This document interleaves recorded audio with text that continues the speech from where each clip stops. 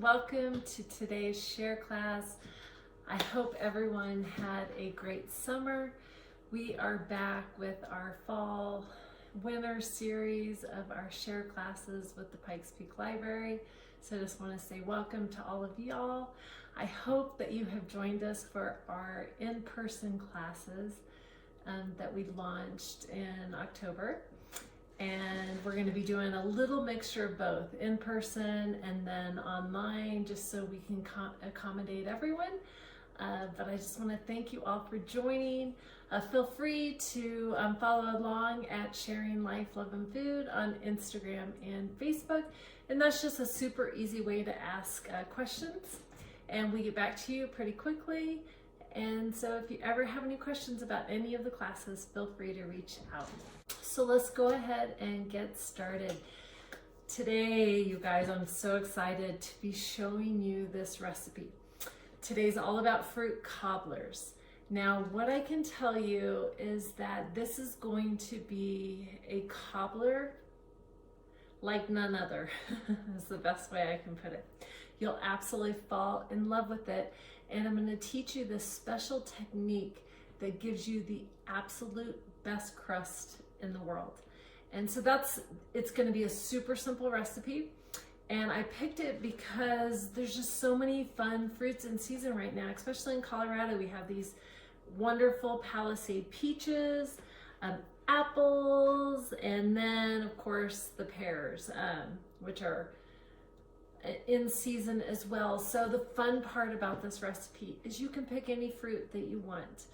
Today I actually set out 2 pans because I think I'm going to make both a peach cobbler and apples, and then I'm going to do something a little different with the pears later on, but I thought I'd just show you the versatility of this recipe. I almost didn't share it, but every time I've made it for people, they're like, how in the world did you make this crust? So that's the secret of it. I want to show you this really simple technique to give you the absolute most incredible crust that you've ever had. And we've kept the ingredients super simple. You know, we know that prices and everything are high right now, and so we've tried to really pare down what we're using, so it's affordable for everyone. And a lot of us have fruits in our house, and this is just an easy way to use them up. And so we're gonna start off. I'm using Honey Crisp apples. They're one of my favorites to bake with. It's completely up to you what you use. I would recommend either Granny Smith or the Honey Crisp, something that has a little bit of tartness to it, because we are gonna be adding some sugar and to sweeten it up. And it's just a nice balance of flavors that way. So you want to make sure that your fruit is all nice, clean and dry, washed up. And we're just going to go ahead and slice everything up. Now, I think I've showed you guys this trick before. Maybe I'm a little strange in how I cut apples, but all I do is I quarter them. Just like this. And you're left with just the core, and you don't lose anything. No longer like scooping things out, and a lot of people core it in the center. I don't bother with that at all. And then you just quarter it, flip it over, and we're just going to cut it into slices. And typically I do a 1-inch slice, and then I slice it in half so everything's in a 1-inch chunk. So that, I think I can get 3 1-inchers out of this. You guys can just see.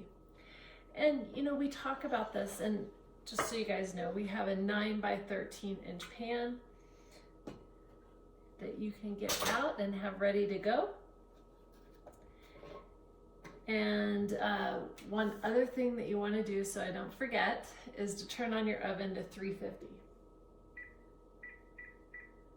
There we go.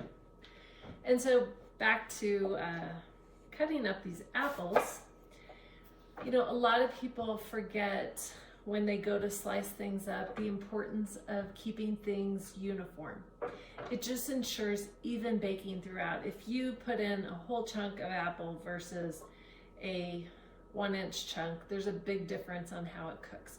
So always try to remember to keep your, whatever you're slicing up or cutting into chunks, try to keep it as even as you can, so that way everything cooks consistently. And all you're gonna do is put those in the bottom of your pan. Now, if you feel you need to, depending on the type of dish you're using, you can butter it or spray non-stick cooking spray, but we're just gonna gather all of our fruit into the bottom. And we'll just finish cutting up. You know, right now in Colorado, the weather this week, I think it went from the high 70s, 80s down to 48, 50 degrees. And now we're back up into the 70s. So it's truly fall here in Colorado, and it's absolutely beautiful outside. The leaves are starting to change, and it's just a perfect time of year to start to make warm cobblers that come fresh out of the oven. And so you're going to be using 6 apples, and I'll just try to speed this up here as we go. Toss that off.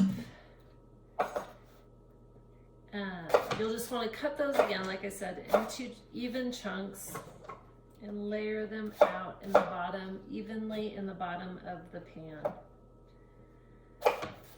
And so I've missed you guys. We always take a break over the summer with our classes. I think everyone deserves a little break. And you know, you feel renewed and refreshed to get things going again. And like I said, it's so fun that we are in person now at the Pikes Peak Library. And if you can, just check us out and join along, because I love meeting all of y'all. It almost feels like after we did our Zoom classes that I already know a lot of you, and it would just be fun to meet you in person. And it's just fun to connect. I think now more than ever, and I know that a lot of people say this, but I really believe it's true that we keep receiving this message over and over and over again, that community is one of the most valuable resources anyone can strive for. I can almost bet that people, someone's at my front door right now, so you'll have to excuse my doorbell coming up. As it was speaking of community, that was right on cue. But I think what I was trying to say is that now more than ever, people need community. We need to be reaching out to each other, getting together in person if we feel safe in doing that now that we're through the better part of COVID, and really connecting with people around us. You know, showing up somewhere and smiling at someone, saying hello, introducing yourself, really make a point, because, you know, we don't want to live our lives behind a screen, right? We want to be out there connecting with people, and the best part of it all is it lifts everyone's spirits. Everyone's happy to connect, and I really, this time in these classes, I really want to invite everyone into them and give everyone an opportunity to share their perspectives. And we're even going to be asking later on in the season for you guys to share your recipes, and maybe we'll feature those in an upcoming class if you think it's share worthy for our community. And so we want to share, so we bond with one another over things we all love. Those of you who love to bake like I do, we can connect and bond, find a common ground, whatever that may be for you, and reach out to people. Make this and invite them over.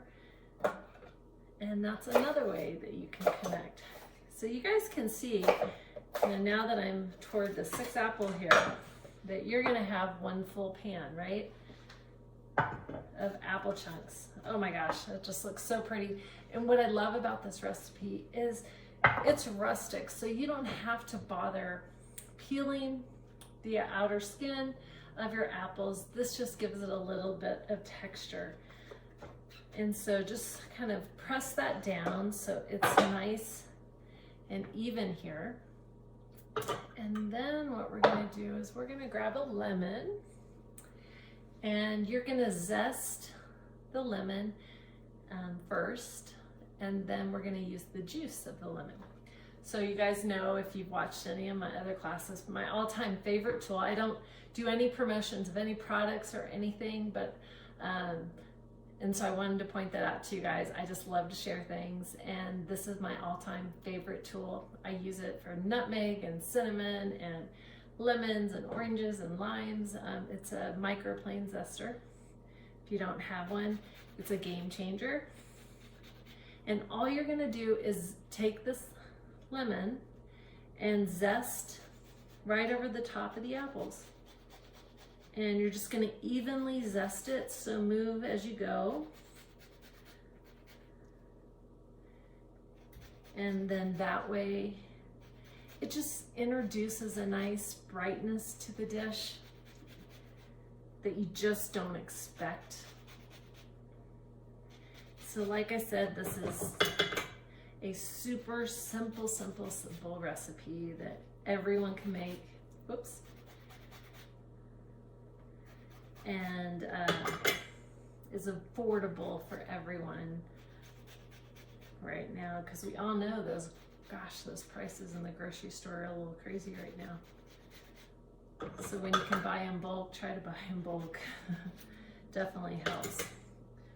So let's see, so I'll finish clumsily zesting this here.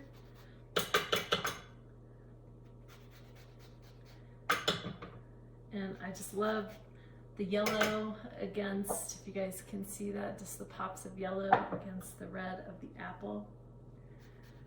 Super fun.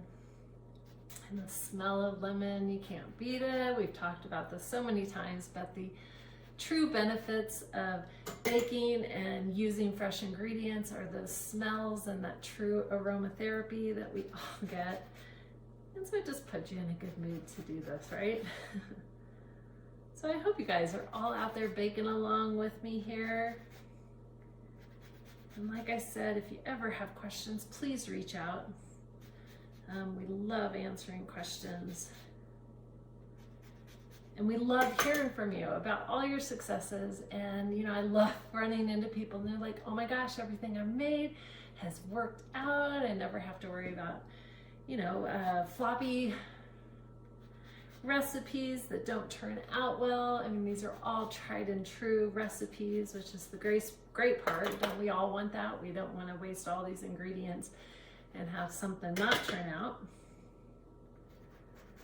All right, so there we go. We've zested this lemon, and then what you're gonna do is just cut it in half, and we'll use our hand here just to catch any of those seeds. And I'm just gonna squeeze the lemon all across and shake it around there and catch any of those lemons, seeds that might pop out. Then we'll squeeze the other half on this end and just evenly make sure you're getting all that juice. Get a little bit of a workout here, squeezing that. Evenly get that juice all the way across. And I think it's just easy to use your hands. There we go. All right, let me go wash my hands really quick and we'll keep going.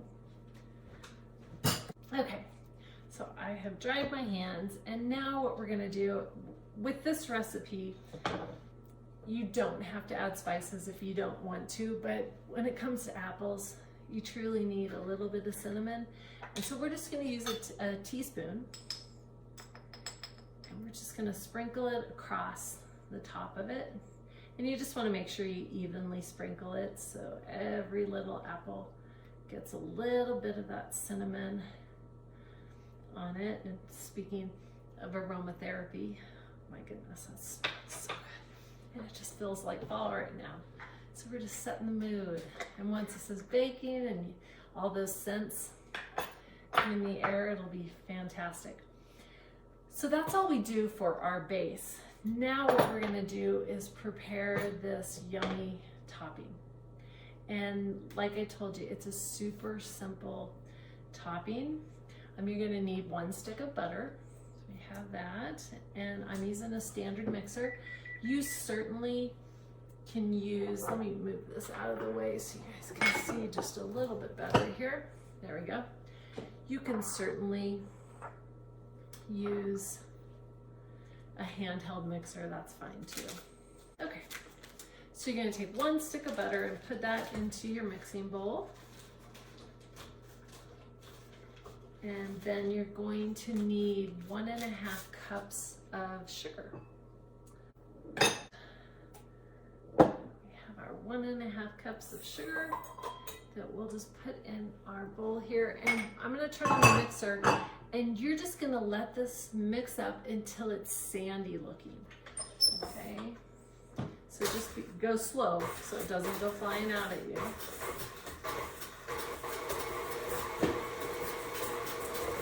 And I'll tell you, this typically takes a good 2 minutes or so, typically.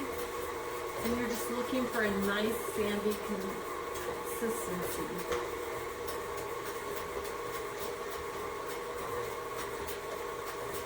And we'll just let that go. And then here in just a second, we're going to need some flour. So grab some flour and baking powder and salt.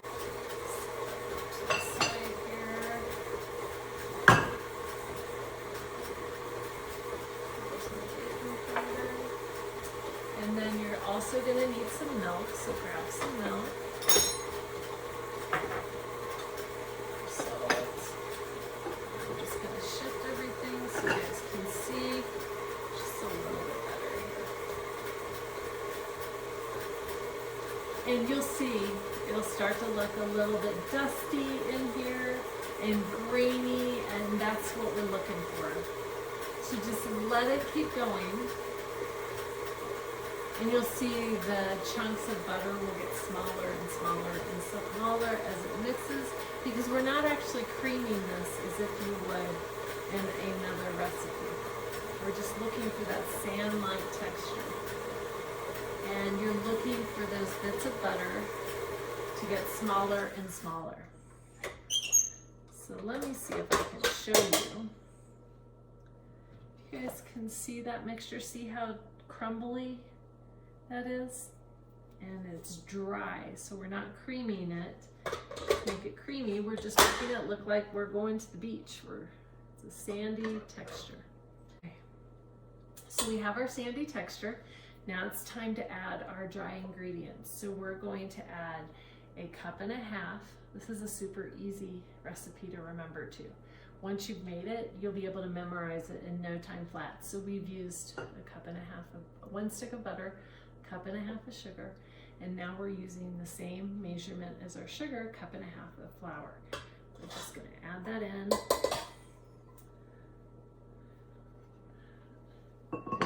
And then you're going to need 2 teaspoons of baking powder. And baking powder, as a lot of you guys know, you don't want to buy a lot in bulk. Stick to the smaller containers of it, because it can go stale after a while. So you're going to want 2 teaspoons of baking powder. Right. And then we need salt. And you're going to need a teaspoon of salt. Sprinkle that in. So we're going to start to combine this on low speed, and at the same time we're going to begin to add our milk. And so I have 3/4 of a cup of milk, 3/4 of a cup of whole milk. I wouldn't recommend using skim milk for this. You want the full fat flavor for this recipe, because our ingredients are so simple. A lot of people skimp on this in their baking. I'm not using whole milk, but it changes the texture not only, but also the flavor. It adds that fat that's needed for this recipe to balance out that sugar that we're adding. So go ahead and turn your mixer on low. And start to incorporate that. And then just slowly add in your milk. And we're just looking, you'll see it start to come together. And you just keep stirring it. You can turn your mixer on and off. And just keep stirring it until it's a nice batter that's nice and smooth. There you go. Perfect. All right. So we're done with our batter. You're going to mix it until it's smooth. You know, the other key thing to look for is that the batter is super light and fluffy. So grab a spatula and clean off your beater here. Get all that good batter off of there. I mean, how much more simple can you get? It's really that simple. And you guys are not even going to believe me when I show you this technique of what we do here in a second of how to get that amazing crust that I talked about. Let me set that off here. Okay, go ahead and scrape down the sides of your bowl. There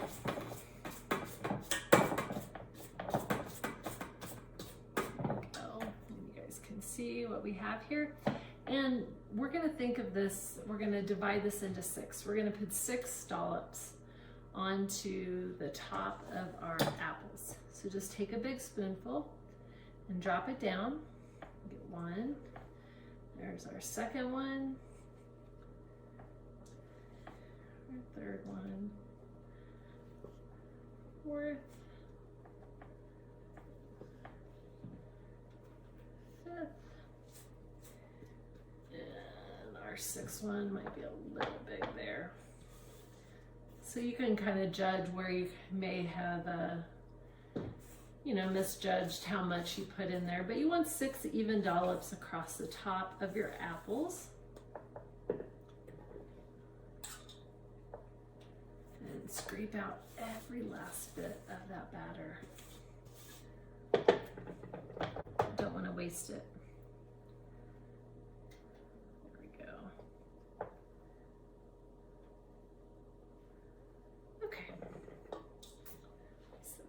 To the side. And let me just wipe out my hand here.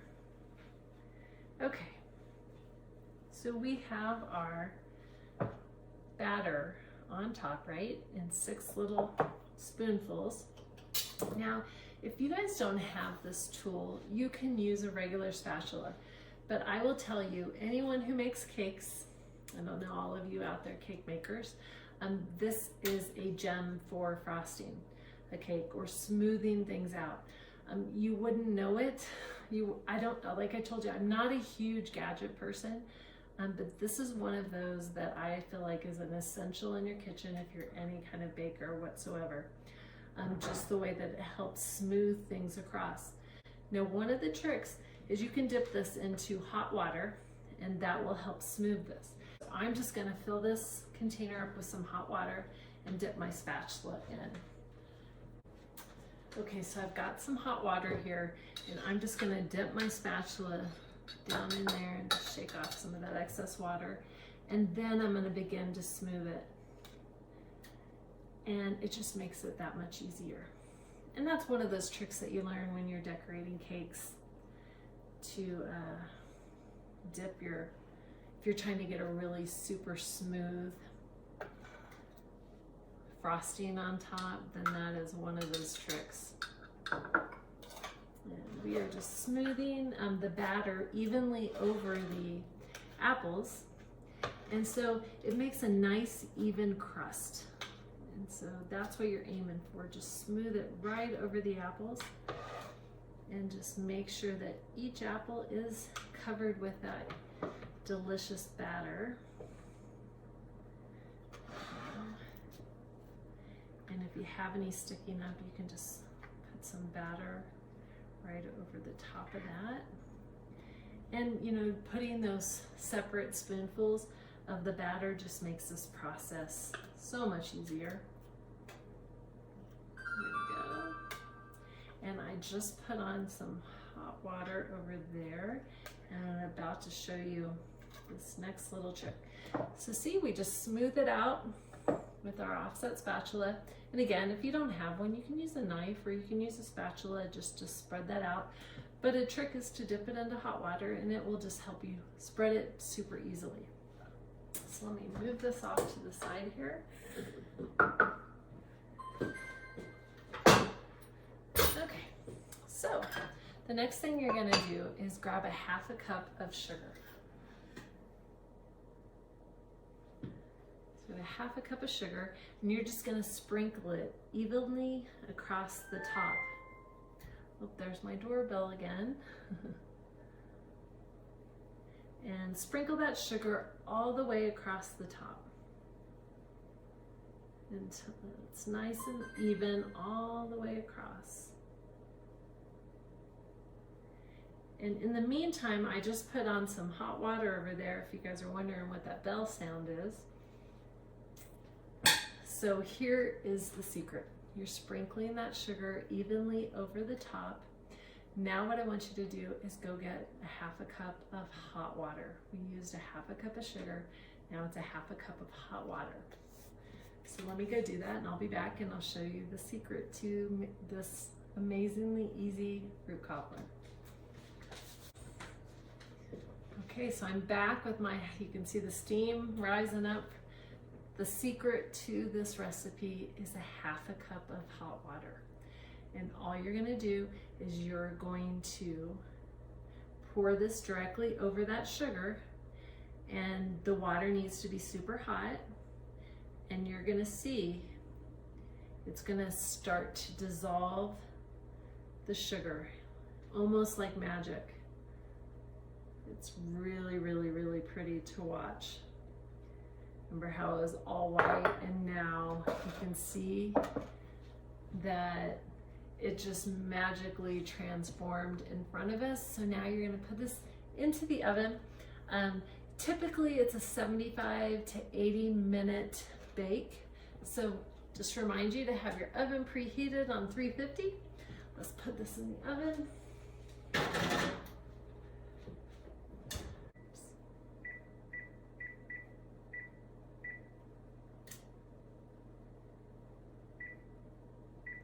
All right, so I put that on for 75 minutes, and you can check it and see if it's nicely golden on top, and that will be your judge. Or you can go those extra 5 minutes to the full 80-minute mark, and I promise you guys, this is going to be the most beautiful cobbler you've ever seen, but also the most delicious. And so I'm gonna go ahead and repeat this same process with all these peaches that I have. And the great thing about it is that you can make this up in advance and freeze it and put it in the put it right directly in the oven and warm it up again. That's a fun thing to do, so you have it in the winter. You can make smaller portions as well and do it that way. That's super fun to do as well, but I figured I might as well use up all this fruit while I can, and I hope you guys try this recipe. I'll be back to show you the finished product here in just a little bit, and I will just pick back up with these peaches, and by the time I finish with this, I bet this will be close to being done. So I'll be back to show you and hopefully inspire you to try this fruit cobbler. Okay everyone, we are back, and oh, the smell in the house is absolutely incredible. With the cobbler baking, there's just a couple of seconds left, and I want to just show you the golden crust that formed on top, and you'll just be amazed at how it transformed.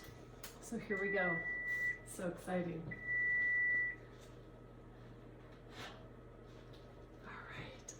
It smells so good. Can you guys see that? Look at that amazing crust that formed. Turn off my oven real quick. So like I was saying, look at that amazing crust that formed over the top of all of that fruit. And remember, you can use any fruit that you want. You know, today we did apples. I did another one with peaches, and you can use pears as well. And you can play around with the peaches. You don't have to add any cinnamon. With the pears, you can add cinnamon. You can add nutmeg as well, or cloves. You can have a lot of fun with some extra spices in this.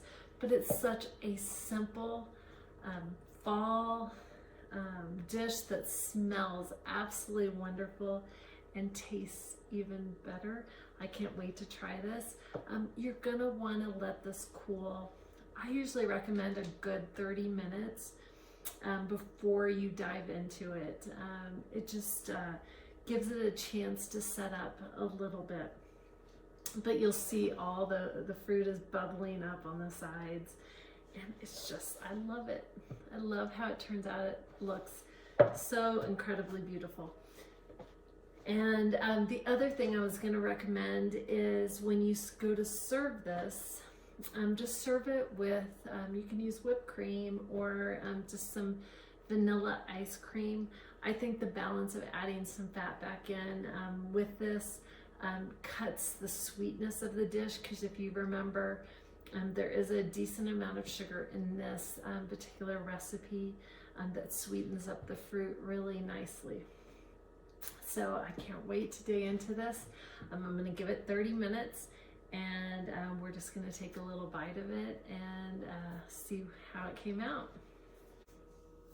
Okay, so it's been 30 minutes. We've let this cool, and it's still just as gorgeous as it was you know, when we got it out of the oven.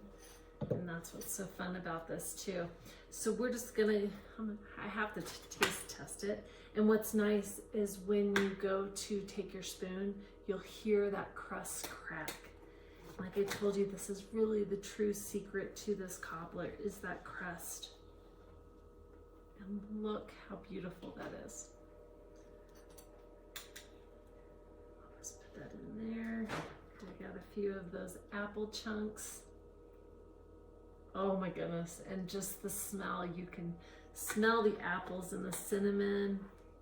We've got a little bit of a sauce at the bottom. That's wonderful. Oh, it smells so good. So that's what it looks like. Like I said, serve it with vanilla ice cream. I don't happen to have any on hand today, but add a dollop of ice cream on this and I'll take it to the next level.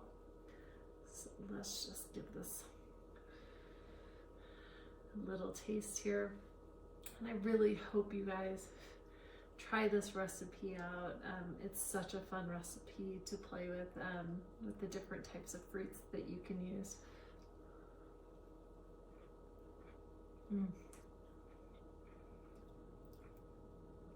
So good.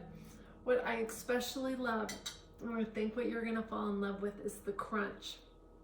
There's that thick layer of crust that we have on top that just combined with the sweetness of the apples is the best texture. I just love this, and it just seals the deal. It's icing on the cake for ending this beautiful fall day today here in Colorado. And so I hope you guys treat yourselves this fall, this winter, by testing out this fruit cobbler. And I just want to remind you again, a couple of things. Join us in our share classes with the Pikes Peak Library System. Join us for our in-person classes. We have several coming up. And tune in for our classes on the PPLD TV channel on YouTube. That's a bit of a mouthful. I'll put it at the end of the video so you guys can check that out. But we have a lot of share classes up there, so check those out. I'm Elayne Prechtel. Thanks again for joining us. And just remember to share your life, love, and food with all those around you.